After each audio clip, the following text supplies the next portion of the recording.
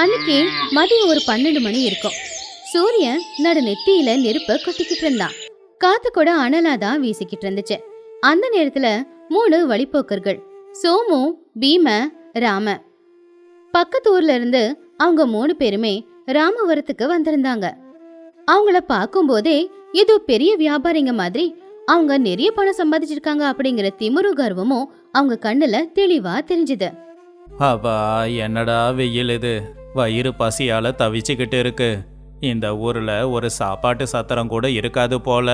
இதுவே நம்ம ஊரா இருந்தா இந்நேரம் சுட சுட பலகாரம் சுட்டு வயிறார சாப்பிட்ருக்கலாம். ஆமா சோமையா, எனக்கும் தாகமா தான் இருக்கு. இந்த வெயிலுக்கு பானகமோ பழரசமோ குடிச்சா நல்லா தான் இருக்கும். இந்த ஊர்ல பானை தண்ணியை விட்டா எதுவும் கிடைக்காது. சீச்சி, என் தகுதிக்கு நான் அதை போய் வேற குடிக்கணுமா? என்னடா எப்ப பார்த்தாலும் சோறு சோறுன்னு சொல்லிக்கிட்டு எனக்கு ஒரே அசதியா இருக்கு. நல்லா படுத்து தூங்குறதுக்கு ஒரு பட்டு மெத்த மட்டும் கிடைச்சா எவ்வளவு நல்லா இருக்கும். இந்த மண் தரையில நடந்து நடந்து என் காலெல்லாம் செவந்து போச்சு. 3 பேரும் பேசிக்கிட்டு சமையல்காரம்மா வீட்டுக்கு முன்னாடி வந்தாங்க. அங்க ஆலமரத்தோட நிழல்ல நின்னாங்க. சமையல்காரம்மா வீட்டு திண்ணையில உட்காந்துக்கிட்டு காய்கறி நறுக்கிக்கிட்டு இருந்தாங்க. பக்கத்துல ஒரு பானையும் அதுக்கு மேல ஒரு கிளாஸும் இருந்துச்சு. சமையல்காரம்மா அவங்கள பார்த்து பாசமா, வாங்க ஐயா வாங்க, வெயில்ல அலைஞ்சி வந்திருக்கீங்க போல, வந்து இந்த திண்ணையில உட்காருங்க, குடிக்கிறதுக்கு பானை தண்ணி கொண்டு வரேன். முதல்ல அதை குடிங்க, அதுக்கப்புறமா பழைய சாப்பாடும் கொஞ்சம் ஊறுகாயும் இருக்கு, அதை சாப்பிட கொடுக்குறேன். என்னது, பழைய சோறும் ஊறுகாயுமா? ஏமா, எங்களெல்லாம் பார்த்தா உன் கண்ணுக்கு எப்படி தெரியுது? நாங்க பக்கத்து ஊரு ஜமீன்தாருங்க. எப்பவும் விருந்து சாப்பாடு சாப்பிட்டு தான் எங்களுக்கு பழக்கம். பழைய சோறு யாருக்கு வேணும்? ஆமா, உன்னோட கிணத்து தண்ணி என் தாகத்தை தீக்காது. எங்களுக்கு குளிர்ச்சியா இருக்கிற பானகம் வேணும். இந்த திண்ணையில நாங்க உட்காரணுமா? அப்புறம் எங்க பட்டு துணி வீணா போயிடாது. எங்களுக்கு ராஜ மரியாதை கொடுங்க. ஓஹோ, நீங்க பெரிய மனுஷங்கன்ற விஷயம் எனக்கு தெரியாது இல்லப்பா, என்ன மன்னிச்சிடுங்க. என் வீட்ல இருக்கிறது ஏழைக்கு அமிர்தமா தெரியலாம், ஆனா உங்கள மாதிரி பெரிய மனுஷங்களுக்கு அது சாப்பாடா கூட தெரியறதில்ல. சரி, உங்க ஆசை என்னன்னு சொல்லுங்க, ஏதோ என்னால முடிஞ்ச அளவுக்கு அதை தீர்த்து வைக்கிறேன். எங்க வீட்டுல எல்லாமே இருக்கு. உண்மையை சொன்னோம்னா அந்த அம்மா கிட்ட அது எதுவுமே இல்ல. ஆனா அவங்களுக்கு பாடத்தை கத்து கொடுக்கறதுக்காக தான் அப்படி சொன்னாங்க. அப்ப அவங்க 3 பேரும் ஒருத்தங்க முகத்தை ஒருத்தங்க பாத்துக்கிட்டாங்க. இந்த கிராமத்தை சேர்ந்த இவங்களால நம்ம ஆசையை நிறைவேற்ற முடியுமா அப்படின்னு சந்தேகப்பட்டு கிண்டலா இப்படி சொன்னாங்க. சரிங்கம்மா, நான் சொல்றத நல்லா கேளுங்க. எங்களுக்கு நல்ல விருந்து சாப்பாடு வேணும். சாப்பிட சாப்பிட சாப்பாடு வந்துக்கிட்டே இருக்கணும். எவ்வளவு எடுத்தாலும் பாத்திரத்துல சாப்பாடு குறையக்கூடாது. கிட்டத்தட்ட அது அச்சய பாத்திரம் மாதிரி இருக்கணும். ஓ, தீராத சாப்பாடு, இவ்வளவு சின்ன விஷயம் தானே. நீ சொன்ன மாதிரியே செய்யறப்பா, உனக்கு வயிறு நிறைஞ்சாலும் சாப்பாடு குறையாது. நான் சொல்றத கேளுங்கம்மா, எனக்கு தாகமா இருக்கு. ஆனா நீங்க கொடுக்கற தண்ணி எனக்கு வேணாம். எனக்கு அமிர்தம் மாதிரி இருக்கிற தண்ணி தான் வேணும். அதை குடிச்சா நாக்குக்கு இனிப்பா இருக்கணும். ஆனா அது தண்ணியா தான் இருக்கணும். அந்த தண்ணியை கொடுக்க முடியுமா? அமிர்த மாதிரி இருக்கிற தண்ணி. சரிப்பா, உன்னோட ஆசையையும் நான் நிறைவேற்றி வைக்கிறேன். தேவர்கள் குடிக்கிற அமிர்தத்தையே கொண்டு வந்து கொடுக்கறேன். அப்புறம் நான் ரொம்ப அசதியா இருக்கேன். எனக்கு நல்லா படுத்து தூங்கணும். ஆனா உன் வீட்டு திண்ணையிலையோ இல்ல கைத்து கட்டலையோ நான் படுத்து தூங்க மாட்டேன். எனக்கு பூவால செஞ்ச மெத்த வேணும். நல்லா மணக்கிற பூக்களால படுக்கைய செஞ்சீங்கன்னா நான் நல்லா படுத்து தூங்குவேன். பூ படுக்கையா? நிச்சயமாப்பா, எங்க வீட்டு தோட்டத்துல நிறைய பூக்கள் இருக்கு. அந்த பூக்களை வச்சு உனக்காக பூ படுக்கைய தயார் பண்ணி கொடுக்கறேன். சரிங்கப்பா, நீங்க 3 பேரும் அந்த ஆலமரத்தோட நிழல்ல உட்காந்துக்கிட்டு இருங்க. நீங்க சொன்ன ஏற்பாடு எல்லாத்தையும் பண்ணிட்டு நான் கூப்பிடுறேன். 3 பேரும் ஆலமர நிழல்ல உட்காந்துக்கிட்டு, பாத்தியா, நம்ம சொன்னதும் அந்த கிழவி நடுநடுங்கி போயிட்டாங்க, அது நம்மளுடைய பவுசு அப்படின்னு சொல்லிக்கிட்டு இருந்தாங்க. சமையல்காரம்மா வீட்டுக்குள்ள போய் 1/2 மணி நேரம் ஆச்சு. 1/2 மணி நேரத்துக்கு அப்புறமா தான் அவங்க வெளியில வந்தாங்க. வாங்கப்பா. ஏன்பா சோமு, உன்னோட சாப்பாடு தயார்ப்பா. சோமு ஆர்வமா வீட்டுக்குள்ள வந்தான். சமையல்காரம்மா அவன் முன்னாடி ஒரு இலைய போட்டாங்க. அப்போ சமையல்காரம்மா சமையலறைக்குள்ள போயிட்டு ஒரு குண்டா நிறைய சாப்பாடு கொண்டு வந்தாங்க. அது சாதாரண சாப்பாடு இல்ல, மலை மாதிரி இருந்துச்சு. உட்காருப்பா, நீ ஆசைப்பட்டபடியே குறையாத சாப்பாட பரிமாறுற. அவங்க கரண்டியை வச்சு அந்த சாப்பாடு பரிமாறிக்கிட்டே இருந்தாங்க. இலை நிறைஞ்சு போச்சு. சோமு சாப்பிட ஆரம்பிச்சான். ஆனா அந்த இலையில சோறு தான் இருந்துச்சே ஒழிய குழம்போ பொரியலோ ரசமோ அப்பளமோ எதுவும் இல்ல. என்னம்மா இது, சாப்பாடு போட்டுட்டீங்க, ஆனா கூட குழம்பு எதுவுமே இல்லையே, பொரியலும் இல்ல.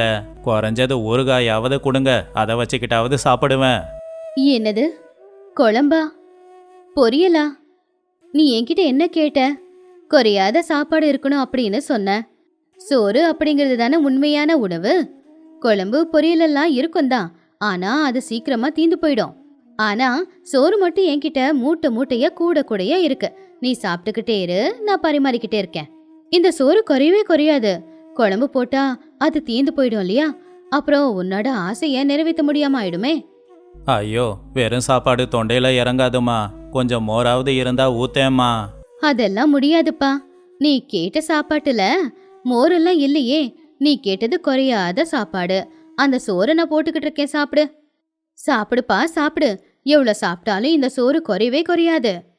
சோமு அந்த வெறும் சோறை சாப்பிட முடியாம, தொண்டையில சிக்கிக்கிட்டு முழுங்கவும் முடியாம துப்பவும் முடியாம ரொம்பவும் கஷ்டப்பட்டு சாப்பிட்டுக்கிட்டு இருந்தான். கண்ணுக்கு முன்னாடி மலையா சோறு இருந்துச்சு, ஆனா அவனால சாப்பிட முடியல. குறையாத சாப்பாடு அப்படின்னா அது இவ்வளவு நரகமா இருக்கும் அப்படிங்கறது அவன் எதிர்பார்க்கல. ஏன்பா பீமா, வாப்பா, உன்னோட தாகத்தை தீத்துக்கோ. பீம தைரியமா வந்தான். சோமு படுற கஷ்டத்தை பார்த்தாலும் அவனுக்கு கொஞ்சம் பயமா இருந்தாலும் அவன் கேட்டது வேறையாச்சே அப்படிங்கிற தைரியம் இருந்துச்சு. பார்வதி அம்மா ஒரு சின்ன சொம்புல பானகத்தை கொண்டு வந்தாங்க. அந்த தண்ணி பாக்குறதுக்கு ரொம்ப திக்கா இருந்துச்சு. இந்தாப்பா, இது குடி. இது அமிர்தத்தை விட இனிப்பு அதிகமா இருக்கும். இது வேற ஒன்னும் இல்ல, தேனுதான். அமிர்தம் கூட இதுக்கு முன்னாடி தோத்து போயிடும். உனக்காக தான் நான் இத கொண்டு வந்திருக்கேன். குடிப்பா குடி. பீம சந்தோஷமா அந்த சொம்புல இருக்கிற தேன் எடுத்து குடிக்க ஆரம்பிச்சான். அது என்ன தண்ணியே கடகடன்னு குடிக்க, சுத்தமான தேனாச்சே. முதல்ல குடிக்கும் போது நல்லாதான் இருந்துச்சு. ஆனா அதுக்கப்புறம் அந்த தேனை குடிக்க முடியல. தொண்டை கட்டிக்குச்சு. இனிப்பு அதிகமா இருந்ததுனால தாகம் தீரல. இன்னும் அவனுக்கு அதிகமா தாகம் தான் எடுக்க ஆரம்பிச்சுது. அம்மா, இந்த தண்ணி ரொம்ப இனிப்பா இருக்கு. இதை குடிச்சா தாகம் இன்னும் அதிகமாக தான் ஆகுது, தீர மாட்டேங்குது. சாதாரண தண்ணியே கொடுங்கம்மா, தொண்டையெல்லாம் ரொம்ப இனிக்குது. என்னப்பா நீ தானே கேட்ட குடிக்கிற தண்ணி அமிர்தம் மாதிரி இருக்கணும் அப்படின்னு. அமிர்தம்னா என்ன? அது நல்ல இனிப்பா இருக்கும். எனக்கு தெரிஞ்சு தேனை விட இனிப்பு வேற எதுவுமே இருக்காது. அதனாலதான் தேனை கொண்டு வந்து கொடுத்தேன். குடிப்பா, நல்ல குடி. ஐயோ வேண்டாம்மா, இவ்வளோ இனிப்பை என்னால் குடிக்க முடியல. இப்போ எனக்கு அந்த பானை தண்ணியே அமிர்தம் மாதிரி தாம்மா தெரியுது. தயவு செஞ்சு அதையே குடிக்க கொடுங்க. அதெல்லாம் முடியாது. நீ சொன்னத நான் சொன்னபடி செஞ்சு கொடுத்துருக்கேன். அத வீணாக்க கூடாது. குடிப்பா குடி. பீம பாவம் அந்த இனிப்பு குடிக்க முடியாம தவிச்சான். பக்கத்திலே கிணறு இருந்தாலும் அந்த தண்ணியை குடிக்க முடியாத நிலைமை. அமிர்தமும் விஷமா மாறும் அப்படிங்கறத அன்னைக்கு அவன் தெரிஞ்சுக்கிட்டான். ராமு தம்பி, வாப்பா, உனக்கு தூக்கம் வர மாதிரி இருக்குல்ல, உனக்காக பூ படுக்கைய தயார் பண்ணிருக்கேன். ராமு ரொம்பவும் பயந்தான்.